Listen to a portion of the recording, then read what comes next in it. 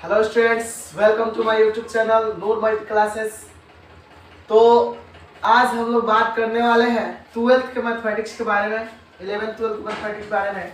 लेकिन 11th के mathematics को पढ़ने से पहले सबसे पहले हम 12th की पढ़ाई कर लेते हैं। 12th के मैथ के बारे में आपको रूटीन भी पता है और नहीं भी, जैसे कि रूटीन नहीं पता है तो उस रूटीन का मतलब कि वो जो वीडियो अपलोड किया गया है उस वीडियो का जो लिंक होता है मैं उसका लिंक डिस्क्रिप्शन बॉक्स में इस वीडियो के दे दूंगा, आप वहां से जाके देख सकते हैं। ठीक ना, चलिए हम लोग वीडियो को स्टार्ट करते हैं। जैसे कि content of mathematics for class 12, मतलब कि क्लास 12 का जो मैथमेटिक्स है उसका क्या कंटेंट है। जैसे कि क्लास 12 का जो मैथमेटिक्स है उस मैथमेटिक्स में हमें कौन कौन सी चीजों को पढ़ना है, किन किन चीजों, माने उस चैप्टर का क्या नाम है और उस चैप्टर से फाइनल बोर्ड एग्जाम में कितने मार्क्स से क्वेश्चन पूछे जाते हैं, ये भी हमें जानना है और ये हम जान लें। क्योंकि हम लोग न्यू, जैसे कि मैथमेटिक्स पढ़ना है, नया बैच है, जैसे कि न्यू बैच है और इसमें हम पूरा मतलब डिटेल जाने क्या हर चैप्टर कितने पढ़ने होते हैं, उस किस चैप्टर से कितने मार्क्स के क्वेश्चन आपके फाइनल बोर्ड में पूछे जाएंगे। ठीक ना, उसके बाद जो आपके पूरे डिटेल्स जैसे होता है ना होल मैथमेटिक्स, उस होल मैथमेटिक्स का पूरे नॉलेज आपको मिलेगी ही मिलेगी। तो चलिए हम लोग देखते हैं। सबसे जो पहला हम लोग का जैसे कि यूनिट पढ़ना है वो यूनिट है रिलेशन एंड फंक्शन। 12 का जो फर्स्ट हम लोग का यूनिट है उसको पढ़ना है हम लोग को रिलेशन एंड फंक्शन, जिसको हम लोग कहेंगे संबंध एवं फलन। ठीक ना, इस संबंध एवं फलन से आपके जो 12th बोर्ड एग्जाम होता है उसमें 10 मार्क्स के क्वेश्चन आते हैं, 10 मार्क्स के क्वेश्चन। अब जान लीजिए इसमें यूनिट कौन कौन से पढ़ने हैं, जैसे चैप्टर कौन कौन से पढ़ने हैं। सबसे पहला चैप्टर पढ़ना है रिलेशन, जिसका नाम है संबंध। ठीक ना, दूसरा चैप्टर है फंक्शन, जिसका हम लोग कहेंगे फलन। तीसरा है बाइनरी ऑपरेशन, जिसको हम लोग द्विधारी संक्रिया। ठीक ना, और चौथा चैप्टर हम लोग का आता है इनवर्स ट्राइगोनोमेट्रिक फंक्शन, जिसको हम लोग प्रतिलोम त्रिकोणमितीय फलन कहते हैं। ये आपके रिलेशन एंड फंक्शन, ये यूनिट में 4 चैप्टर पढ़ने हैं और ये चारों चैप्टर से आपको मिला के फाइनल बोर्ड एग्जाम में 10 मार्क्स के क्वेश्चन पूछे जाएंगे।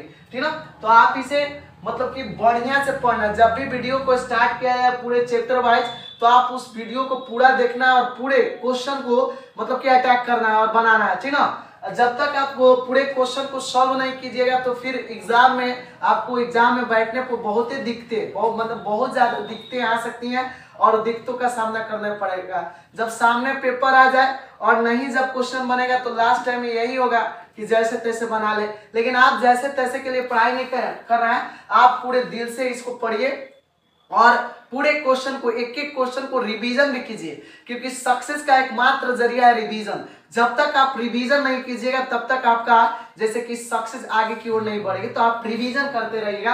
अभी तो हम लोग आज स्टार्ट कर रहे हैं और काफी बहुत ज्यादा लेट है, लेकिन अब क्या कीजिएगा, इसी तरह हम लोग जैसे कोशिश किया जाएगा कि इसी वीडियो थोड़ा सा ज्यादा टाइम देते हुए जल्दी आगे की ओर बढ़ा जाए। तो आप याद रखिएगा रिलेशन एंड फंक्शन से आपके फाइनल बोर्ड एग्जाम में 10 मार्क्स के क्वेश्चन पूछे जाते हैं। ठीक ना, नेक्स्ट हम लोग का चैप्टर पढ़ना होता है अलजेब्रा, जिसको हम लोग कहते हैं बीजगणित। और जान लीजिए बीजगणित से आपके फाइनल बोर्ड एग्जाम में भी 10 मार्क्स के क्वेश्चन पूछे जाते हैं। इसमें चैप्टर पढ़ना होता है सबसे पहला आपका मैट्रिक्स। देखिए MATRICKS ऐसे भी आप मैट्रिक्स लिख सकते हैं अथवा आप मैट्रिक्स ऐसे भी लिख सकते हैं, इसमें कोई मतलब कि संदेह नहीं है। MATRIX भी आप मैट्रिक्स लिख सकते हैं अथवा ऐसे भी लिख सकते हैं, मैट्रिक्स दोनों सही है। मैट्रिक्स का मतलब होता है आव्यूह। अब आव्यूह क्या है या कोई भी चैप्टर की क्या है, जब हम लोग चैप्टर स्टार्ट करेंगे तब हम लोग जानेंगे। अभी हम लोग केवल जानना है कि कौन कौन से चैप्टर को हमें पढ़ना है। ठीक ना, दूसरा हम लोग का है डिटर्मिनेंट्स, इसको हम लोग सारणिक कहते हैं, सारणिक डिटर्मिनेंट सारणिक होता है।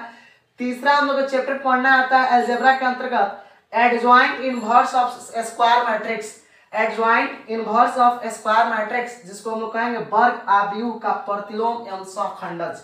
ठीक ना, तो ये हम लोग का तीसरा चैप्टर मतलब अलजेब्रा के अंतर्गत आता है। एक चैप्टर और भी इसका होता है, देखिए इसको हम यहाँ लिखे हैं, आप उसको वहीं पे नोट कर लीजिए, बोर्ड पे यहाँ पे नहीं हट रहा है जिसका नाम मैं यहाँ लिखा हूँ। नेक्स्ट इसका एक चैप्टर और भी बचता है जिसका नाम है solution of system of linear equation, जिसका नाम इसका हिंदी कहेंगे रैखिक समीकरण का निकाय हल। रैखिक समीकरण का निकाय। तो अलजेब्रा यानी कि बीजगणित के अंतर्गत आपको ये 4 चैप्टर पढ़ने होते हैं, ठीक ना। इससे आपको एग्जाम में कितने मार्क्स से क्वेश्चन, 10 मार्क्स से क्वेश्चन आते हैं, ठीक ना। इसके बाद मैथमेटिक्स का एक यूनिट चैप्टर, मतलब कि यूनिक जैसे कि यूनिक यूनिट आता है जिसका नाम है कैलकुलस। सभी लड़के अपने जब भी 12th में पढ़ते हैं उनको ये पता रहती है कि हाँ कैलकुलस जो 12th बिहार बोर्ड का जो एग्जाम होता है, उस बिहार बोर्ड के 12th के एग्जाम में कैलकुलस से 44 मार्क्स के क्वेश्चन पूछे जाते हैं। लेकिन देखिए कैलकुलस सभी लड़के कहते हैं, लेकिन जानते हैं कैलकुलस जो होता है ना क्लियर कॉन्सेप्ट नहीं हो पाता। जैसे एक प्रकार का कैलकुलस 2 टाइप्स का हो जाता है, एक डिफरेंशिएशन होता है और दूसरा होता है इंटीग्रेशन। डिफरेंशिएशन और इंटीग्रेशन, तो ये जानिए डिफरेंशिएशन से भी क्वेश्चन आते हैं, इंटीग्रेशन से भी क्वेश्चन, आपको ये दोनों मिला के कैलकुलस होता है। तो इस कैलकुलस को जुबान पे लड़कों के सबको लड़कों के जुबान पे रहती है, लेकिन जानते हैं कैलकुलस में सही क्या होता है, इसका कॉन्सेप्ट क्या है, इस पे सवाल कैसे बनते हैं, ये लड़के मतलब कि अपने ये कोई टाइम को खो बैठते हैं, जिस कारण लड़के बढ़िया से या अच्छे गुरु के अभाव में मैंने अभाव के कारण वो लड़के बढ़िया से नहीं जान पाते कि कैलकुलस होता क्या है, और वो जैसे तैसे क्वेश्चन करके वो छोड़ देते हैं और जानते हैं कि हाँ कैलकुलस से 44 मार्क्स का क्वेश्चन आता है। तो ऐसा नहीं होना चाहिए। हम लोग कैलकुलस का एक एक पॉइंट, एक एक टॉपिक और एक एक थ्योरी को बढ़िया से पढ़ेंगे लोग। तो इसलिए आप इस मतलब की पढ़ाई में पूरे अंत तक बने रहिए। अगर आप बीच में छोड़ रहे हैं तो याद रखिएगा आपको बहुत ही प्रॉब्लम हो सकती है। कहा गया ना कि कोई काम जैसे कि होता है ना धीरा कीजिए लेकिन साफ सुथरा कीजिए, ये आपका जैसे ये होना चाहिए। देखिए आपका कैलकुलस जो होता है ना गणना, ये 44 मतलब 45 मार्क्स क्वेश्चन, 44 मार्क्स के क्वेश्चन आपके बोर्ड एग्जाम में आते हैं। इसका 2 पार्ट होता है कैलकुलस का। सबसे पहला होता है डिफरेंशिएशन, इसको या इसका दूसरा नाम आप कह सकते हैं डेराइवेटिव, इसका दूसरा नाम कह सकते हैं डेराइवेटिव, और इसका दूसरा होता है इंटीग्रेशन या इसी को कहते हैं हम लोग इंटीग्रल, ठीक ना। एक बात जान लीजिए कि डिफरेंशिएशन या डेरिवेटिव का हिंदी होता है अवकलज, और इंटीग्रेशन और इंटीग्रल का हिंदी होता है समाकलन, ठीक ना। ये अवकलन और समाकलन ये क्या होता है, जैसे डिफरेंशिएशन आप यहाँ अवकलज, ये समाकलन क्या होता है, हम लोग जैसे जब चैप्टर स्टार्ट करेंगे तब हम पढ़ेंगे कि हाँ भाई अवकलन क्या होता है और समाकलन क्या होता है। यहाँ आपको अवकलज भी लिख सकते हैं अथवा अवकलन भी लिख सकते हैं, ठीक ना। तो ये अवकलन माने डिफरेंशिएशन और इंटीग्रेशन क्या है, मतलब कि डेरिवेटिव और इंटीग्रल ये क्या है, हम लोग जब चैप्टर स्टार्ट करें तो पूरा डिटेल्स इसको जानेंगे, ठीक ना। इसके बाद आता है कंटिन्यूटी जिसको हम बोलते हैं संतता, ठीक ना। जैसे कि ये जान लीजिए कि ये जो संतता होता है कंटिन्यूटी इस डिफरेंशिएशन के अंतर्गत आता है। आप जान लीजिए एक एक करके हम जान ले रहे हैं कि हाँ भाई डिफरेंशिएशन है, तो डिफरेंशिएशन से आपके बोर्ड एग्जाम में 22 मार्क्स के क्वेश्चन आते हैं, और इंटीग्रेशन से आपके बोर्ड एग्जाम में 22 मार्क्स, दोनों से मिला के आपके 44 मार्क्स के क्वेश्चन आते हैं, ठीक ना। तो जान लीजिए कि डिफरेंशिएशन में कौन कौन से चैप्टर पढ़ने होते हैं। तो डिफरेंशिएशन में हम लोग को पढ़ना होता है कंटिन्यूटी, ठीक ना। पहला चैप्टर है कंटिन्यूटी जिसको हम लोग संतता कहते हैं, संतता। और दूसरा हम लोग चैप्टर पढ़ना होता है डिफरेंशिबिलिटी जिसको हम लोग अवकलनीयता कहते हैं, अवकलनीयता। और तीसरा चैप्टर इसका पढ़ना होता है डेरिवेटिव जिसको हम अवकलज कहते हैं, अवकलज, ठीक ना। इसका नेक्स्ट और भी चैप्टर है सेकंड ऑर्डर डेरिवेटिव जिसको हम लोग द्वितीय कोटि का अवकलज, और एक इसका और भी नेक्स्ट चैप्टर है जिसको Rolle's and Lagrange's mean value theorem, Rolle's and Lagrange's mean value theorem जिसको हम लोग रॉलेज एवं लाग्रांजेस मध्यमान प्रमेय कहते हैं, ठीक ना। तो ये आपके डिफरेंशिएशन अथवा डेरिवेटिव, डिफरेंशिएशन का आप हिंदी अवकलन कह सकते हैं, अवकलन होता है, और डेरिवेटिव का हिंदी अवकलज होता है, ठीक ना। तो यही अवकलन, ये दोनों अवकलन डिफरेंशिएशन आप डिफरेंशिएशन भी कर सकते हैं या डेरिवेटिव भी कर सकते हैं, ठीक ना। तो ये डिफरेंशिएशन और इंटीग्रेशन से आपके टोटल मतलब कि 44 मार्क्स के क्वेश्चन आते हैं। और जान लीजिए कि डिफरेंशिएशन का ये आपका चैप्टर, डिफरेंशिएशन में और भी चैप्टर है, मैं अभी आपको जैसे कि बोर्ड को रफ है, बोर्ड को मतलब कि साफ करा के फिर आगे की ओर बता रहा हूँ, ठीक ना। अभी हम लोग देखे थे जैसे कि डिफरेंशिएशन में कौन कौन से चैप्टर पढ़ने होते हैं। देखिए उसका और भी चैप्टर है, जैसा इसका नाम है अगला चैप्टर का डिफरेंशिएशन में the rate of change of quantities जिसको हम लोग कहेंगे राशियों का परिवर्तन दर, ठीक ना, राशियों का परिवर्तन दर। नेक्स्ट है इंक्रीजिंग एंड डिक्रीजिंग, इसको वर्धमान एवं ह्रासमान, ठीक है, वर्धमान एवं ह्रासमान भी इसमें पढ़ना होता है। नेक्स्ट है इसमें टैंजेंट एंड नॉर्मल, जिसको हम स्पर्श एवं अभिलंब बोलते हैं। और नेक्स्ट है हम लोग का अप्रोक्सीमेशन, जिसको हम सन्निकटता। और इसका एक और है चैप्टर मैक्सिमा एंड मिनिमा, जिसको उच्चतम एवं न्यूनतम बोलते हैं। तो आपके डिफरेंशिएशन में आपको इतने चैप्टर पढ़ने होते हैं, ठीक है। तो ये सब हम लोग जब अपने आप बुक स्टडी करेंगे तो तब एक एक करके चैप्टर को जानेंगे और वो क्या होता है सारी चीज डिटेल्स हम लोग वहाँ स्टडी करेंगे। लेकिन फिलहाल तो अभी हम लोग कॉन्टेक्ट के बारे में जान रहे हैं।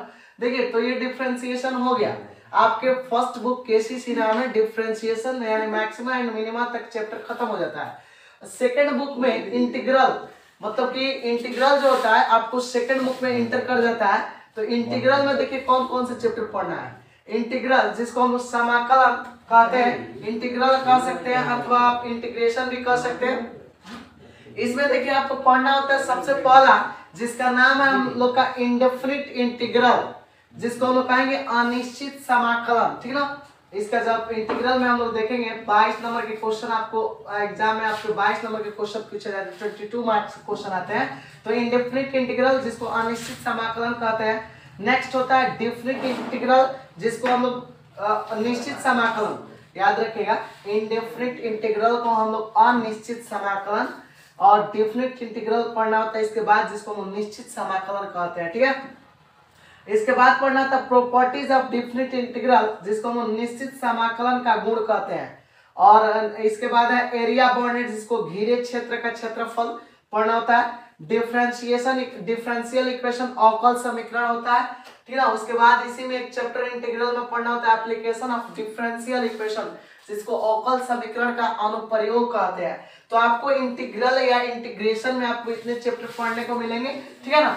इसके बाद नेक्स्ट हम लोग का यूनिट आता है, ये यूनिट जिसको हम लोग कहेंगे वेक्टर एंड 3 डायमेंशनल ज्योमेट्री, यानी सदिश और त्रिविमीय ज्यामिति। तो देखिए इसमें कौन कौन से चैप्टर आपको पढ़ने को मिलेंगे। सबसे पहला मिलेगा आपको वेक्टर अलजेब्रा, जिसको हम सदिश बीजगणित कहते हैं। नेक्स्ट आपको मिलेगा स्केलर और डॉट प्रोडक्ट ऑफ 2 वेक्टर, जिसको हम 2 सदिशों का अदिश गुणनफल कहते हैं। इसके बाद आपको मिलेगा वेक्टर और क्रॉस प्रोडक्ट ऑफ 2 वेक्टर, जिसको हम 2 सदिशों का सदिश गुणनफल कहते हैं। इसके बाद आपको मिलेगा एंगल बिटवीन 2 लाइन्स, यानी 2 रेखाओं के बीच का कोण। स्ट्रेट लाइन मिलेंगे यानी सरल रेखा। द प्लेन, जिसको हम समतल कहते हैं, ठीक ना। तो ये आपको वेक्टर एंड 3 डायमेंशनल ज्योमेट्री में आपको इतने चैप्टर पढ़ने को मिलेंगे, ठीक ना। इसके बाद पांचवा आपका जो यूनिट आता है वो होता है एलपीपी, जिसको हम लीनियर प्रोग्रामिंग प्रॉब्लम, ठीक ना। ये लीनियर प्रोग्रामिंग प्रॉब्लम यानी रैखिक प्रोग्राम समस्या, जिसको आपको एग्जाम में 10 मार्क्स के क्वेश्चन आपके एग्जाम में आते हैं। प्रोबेबिलिटी से आपके एग्जाम में भी 10 मार्क्स के क्वेश्चन पूछे जाते हैं। लास्ट यूनिट बचता है प्रोबेबिलिटी, ये प्रोबेबिलिटी से आपका 10 नंबर के क्वेश्चन पूछे जाते हैं, ठीक ना। तो देखिए ये आपका जितने भी है, जैसे कि इसमें मतलब कि 6 आपका यूनिट पढ़ना, इसमें बहुत सारे चैप्टर आपको पढ़ने के मिलेंगे। देखा ना केसी सिन्हा के 12th में 2 बुक होंगे, फर्स्ट बुक सेकंड बुक। तो फर्स्ट बुक में यहाँ तक मैक्सिमा और मिनिमा, सेकंड बुक में इंटीग्रेशन से पढ़ना होता है और कहाँ तक प्रोबेबिलिटी तक। तो आप ये आपका केवल एक कंटेंट रहा किस चैप्टर से कितने नंबर के मार्क्स के क्वेश्चन पूछे जाते हैं। आप इसे चाहें तो वीडियो पॉज करके आप लिख सकते हैं या आप इसे स्क्रीनशॉट भी आप कर सकते हैं, ठीक ना। एक बात मैं आपको बता देना चाहता हूं कि ये आप तो कंटेंट आपको मैं बोला भी था कि आप तो 3 कॉपी को बाय कर लेना, जिसमें आपका मैथ का थ्योरी एक में रहेगा, एक में केसी सिन्हा का प्रॉब्लम कीजिएगा और एक में एनसीईआरटी का प्रॉब्लम कीजिएगा। आपको मतलब कि जितने भी लड़के वीडियो देख रहे हैं उन्हें वो तो लड़के सब खरीद लिए होंगे, और कोशिश कीजिए कि जैसे कि मेरे दोस्त हो उन्हें भी हम वीडियो को देखने का लिंक दें और ज़्यादा से ज़्यादा इस चैनल को आप आगे की ओर बढ़ाइए। इससे आपकी बहुत बड़ी मतलब कि सहायता हो सकती है, हेल्प हो सकती है।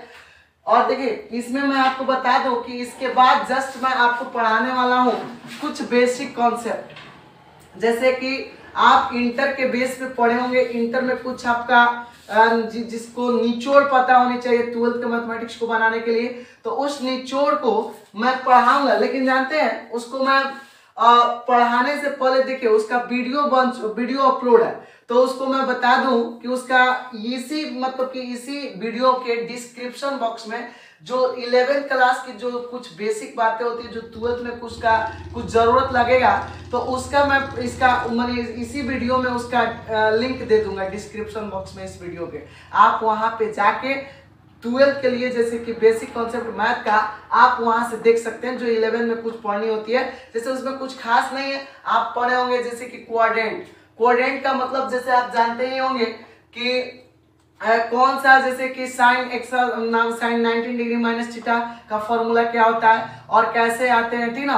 कब ट्राइगोनोमेट्रिक फंक्शन का मान चेंज करता है, कब नहीं करता है। साइन 19 डिग्री माइनस थीटा से लेकर आप साइन 360 डिग्री प्लस थीटा तक, यानी उसमें आपको 48 फॉर्मूला ये और 6 एडवांस फॉर्मूला जिसको एंटी क्लॉकवाइज जब घूमने लगता है एंगल तब भी लिखवाए हैं उसमें।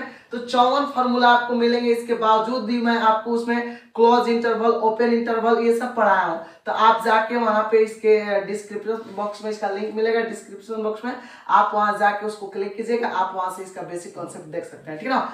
लेकिन हम लोग जैसे कि कल के वीडियो में ये एक मिनट, आप जो भी आप ये लिखिएगा ना, आप ये जो भी थ्योरी के कॉपी में ऐड कीजिएगा, इसको थ्योरी कॉपी में ऐड कीजिएगा। बेसिक कॉन्सेप्ट भी है, आप उसको थ्योरी कॉपी में ऐड कीजिएगा। लेकिन हम लोग कल पढ़ने वाले हैं जैसे कि रिलेशन एंड फंक्शन में 4 चैप्टर आता है, आपको पता है। पहला रिलेशन, दूसरा फंक्शन, तीसरा बाइनरी ऑपरेशन और चौथा इनवर्स ट्राइगोनोमेट्रिक फंक्शन। तो ये 4 चैप्टर को हम लोग पहले रिलेशन नहीं पढ़ेंगे, पहले हम लोग पढ़ेंगे इनवर्स ट्राइगोनोमेट्रिक फंक्शन कल।